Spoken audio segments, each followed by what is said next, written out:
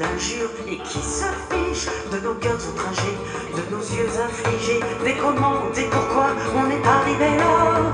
Debout, réveillez-moi, je dors debout, je ne peux plus faire le mort. Debout, il y a de la vie encore qui gueule dehors.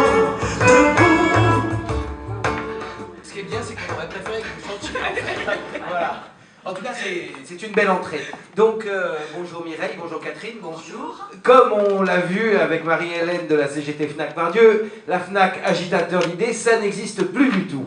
Mais je crois que vous, les slogans, vous en écrivez, et puis moi j'en ai entendu, jeunesse sans papier, jeunesse volée, laissez-les vivre ici, le changement, vraiment, c'est maintenant, ça me fait penser à quelque chose.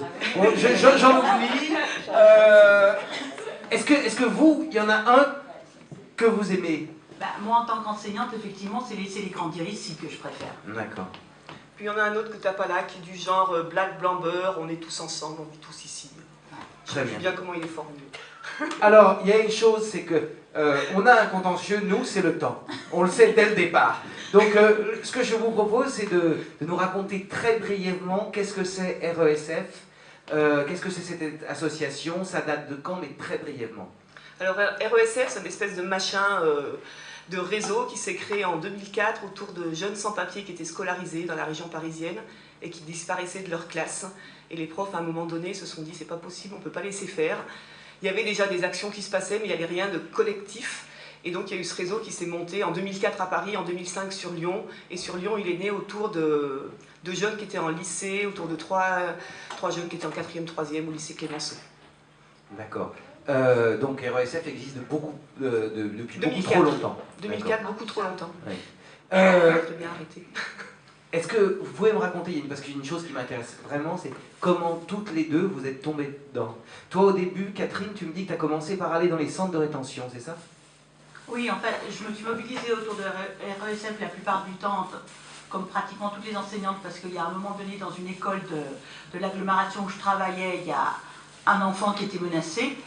Et puis, au départ, moi, j'avais pas les connaissances juridiques, je savais pas trop comment ça se passait, et je me voyais pas rentrer dans l'organisation de RSF comme ça. Mais par contre, il y avait eu un appel parce qu'au moment de Noël, il y avait une famille qui était en centre de rétention avec 2 enfants. Et en tant que maman, ça me semblait insupportable. Donc j'ai commencé à aller au centre de rétention comme ça, à aller visiter les gens, un peu comme on va visiter une prison. C'est un peu la seule différence. Un centre de rétention, on met un R, mais en fait c'est un centre de détention. Hein. Ils sont en prison, il y a des barbelés de partout. Il faut savoir que celui de Lyon, il est agréé famille, c'est-à-dire qu'on peut y mettre des enfants, parce qu'il y a un toboggan et une table de ping-pong. Donc voilà. Et donc il y avait 2 petits garçons de 2 et 4 ans, si je me souviens bien. Et donc voilà, j'ai commencé comme ça, à aller les visiter tous les dimanches matins, et puis après, une fois qu'eux, ils ont été libérés, c'est bien, ils ont même été régularisés, la famille Gormakov. Puis après, j'ai continué jusqu'à m'investir à Péray autrement dans les RESF. Et toi, Mireille? Moi, j'ai mis le doigt un peu par hasard dedans, c'est-à-dire qu'au niveau syndical, on m'a dit « Tiens, Mireille, tu voudrais pas aller voir et représenter le syndicat au niveau des RESF ?» J'ai dit « Oui, oui, mais j'ai pas beaucoup de temps à y consacrer. » J'étais sur un projet avec la Palestine à l'époque. Donc la Palestine, j'ai laissé tomber. Au bout de 15 jours, je me suis retrouvée investie sur RESF très très vite, d'autant qu'il se trouvait que c'était la rentrée scolaire et que je me retrouvais dans ma classe avec une gamine qui était sans papier et à la rue. Donc ça faisait beaucoup, il fallait se mobiliser autour de ça. Et du coup, c'est comme ça que j'ai commencé vraiment à militer au niveau des RESF. D'accord. Pendant ce qu'on appelle les années Sarkozy, il y a eu les arrestations à la sortie des écoles, il y a eu le... Non, ça c'est un mythe. C'est un mythe. On l'a jamais arrêté dans les écoles. Enfin, ou plus exactement, on a rarement arrêté. Il y en a eu, je crois, 5 en France, mais c'est pas là que se sont fait la majorité des expulsions, des arrestations. Voilà. Et il y a eu cette histoire de délit de solidarité. Ah, et vous, est-ce que vous êtes posé la question de la légalité? Ah non. Non. Mais on fait plein de choses illégales tous les jours, je crois. Hein.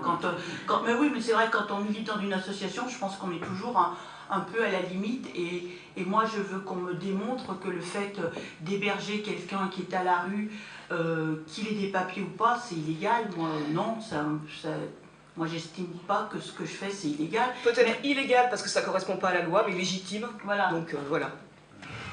Le combat, aujourd'hui, il continue toujours. Malgré qu'il y ait eu un changement de gouvernement, il y a... Un quoi? Un quoi? Alors, vous pouvez montrer votre tract, je crois qu'il est pas mal. Valse à l'endroit, valse à l'envers, c'est ça? Je vous le montre. Tu pourrais nous l'expliquer? Oui, oui. En haut, il y a Emmanuel Valls, qui est notre très cher ministre de l'Intérieur, qui parrainait des enfants sans papier. Il y a quelques temps. Hein. Il y a quelques temps. Et dessous, il y a Emmanuel Valls qui ordonne les expulsions des camps roms et qui continue à expulser, bien sûr. On nous annonce une circulaire depuis...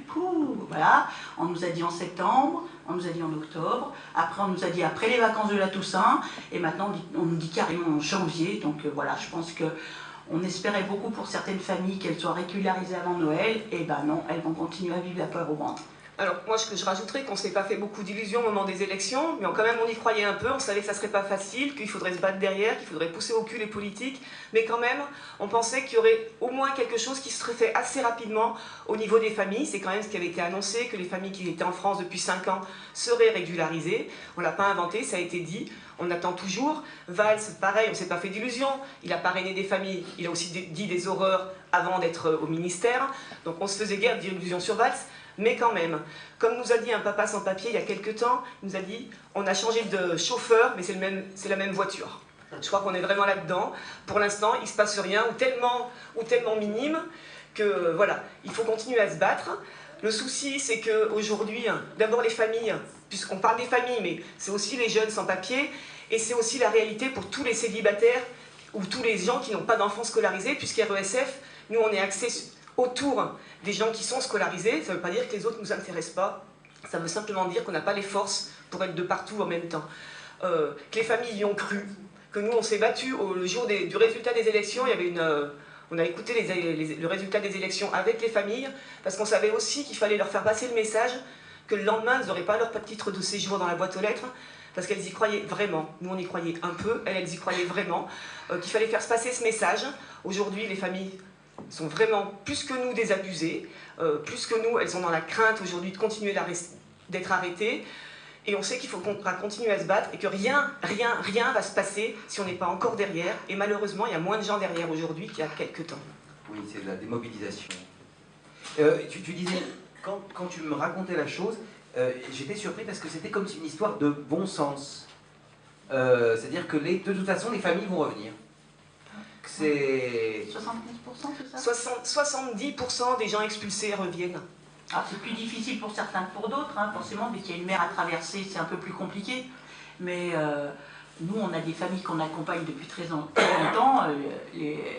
L'un des membres de la famille a été expulsé, et ils sont de nouveau là, quoi. Donc, et puis, on ne peut pas demander à des gens qui sont là maintenant depuis 5, 6, 7, 8, 9 ans de repartir, quoi. Il y a des enfants qui sont nés ici, ils n'ont plus beaucoup de liens au pays, et même s'ils en ont, je ne vois pas en quoi c'est une fatalité, on ne peut plus leur demander de repartir. Ils ont choisi de vivre ici, et ils demandent qu'une chose, c'est de vivre comme tout le monde, quoi.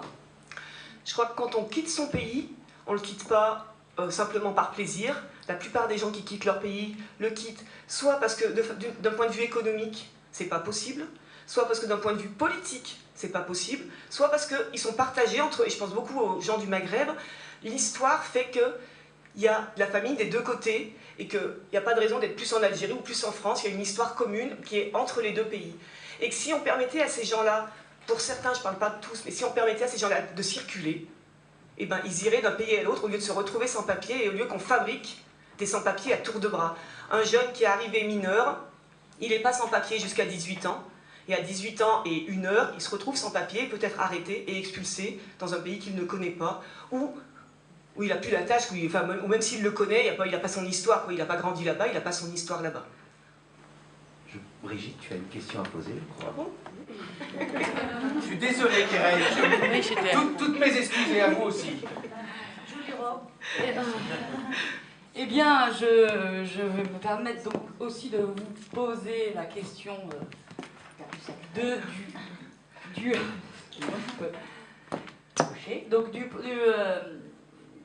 l'utopie du rêve et du projet concret, propositions concrètes. Allez, alors laquelle on fait? Moi, je vais dire la libre circulation. Donc ça, c'est dans l'utopie, c'est ça? Ouais. Ah oui. On va dire. Tout de suite, je pense. Moi, je sais pas, l'utopie, ça serait qu'il n'y ait même plus besoin de papier. Voilà, ça va dans le même sens. Ouais. Est-ce qu'il y a un rendez-vous bientôt pour manifester? Rendez-vous. Oh, non, manifester. Non. Alors, Mais il y a plusieurs rendez-vous. On est un peu désabusé sur une manifestation, parce qu'on a fait une il y a 15 jours, on s'est retrouvé 200 alors qu'on avait bossé comme des tordus dessus, donc c'est un peu désabusé. Mais bon, c'est pas grave, on continuera à être sur le terrain. On a lancé une campagne de cartes postales à Valls et à Hollande. Je suis venu en France, moi je suis né en France, je suis là comme vous, mais ça n'est pas comme vous. Stop à la fabrique des sans-papiers, régularisation. On vous invite, elles sont à la sortie, on vous invite à venir les signer. On fera un envoi collectif dans quelques jours. Enfin, on a déjà fait un envoi de 200 cartes par secteur, on fait des envois. On essaye d'en envoyer chaque semaine un certain nombre. Donc voilà, n'hésitez pas à venir les signer à la sortie, déjà. Par rapport à ça, justement, vous chantez, il me semble. en fait, il y a quelques années, il y a 3 ans, on a fait des ateliers d'écriture avec des familles parce qu'il nous semblait important qu'elles puissent exprimer ce qu'elles ressentaient, parce que c'est des personnes qui pensent, contrairement à ce que la préfecture... Bon, la préfecture, c'est que des numéros, mais c'est des personnes humaines qui pensent. Et donc, on les a fait écrire, et puis c'était tellement énorme, on s'est retrouvé avec un tas de textes comme ça, on s'est dit, qu'est-ce qu'on en fait? Et on a tout confié ça à une chanteuse professionnelle comédienne qui en a fait des textes de chansons. Et donc, on est sur la création d'un spectacle. Le 9 février. Le 9 février, voilà. C'est la création salle Victor Hugo dans le 6e. On fait ça dans le 6e. La mairie du 6e, c'est bien. Donc, voilà. Et voilà. Et donc, il y a un rap. Voilà, est-ce que vous pourriez nous en chanter un petit bout? Un petit bout. On essaye, là, c'est pas au point. C'est pas au point. Non, mais c'est pas